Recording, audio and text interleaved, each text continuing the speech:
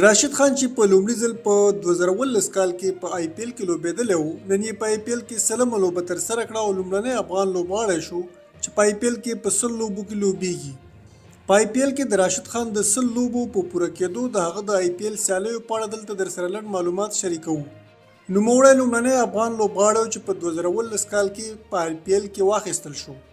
هغه کال نوموړی د سنرایزر حیدرآباد لوبډلې په 30 میلیونه هندي روپیو اخیستی و. په 2019 کال کې راشد خان په آی پی ایل کې 14 لوبو کې ولوبېده چې 19 وکټې یې واخیستې. په 2018 کال کې یو ځل بیا د حیدرآباد لوبډلې واخیست، خو دا ځل یې په بولۍ کې په 90 میلیونه هندي کلدارو باندې واخیست.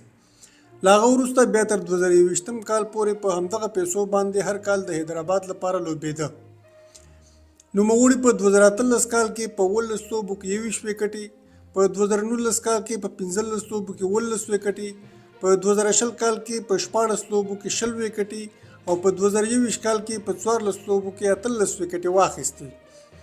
په 2022 کال کې راشد خان بیا د نوې لوبډلې ګجرات ټایټنز لخوا په 1.5 میلیونه هندي کلدارو باندې واخیستل شو.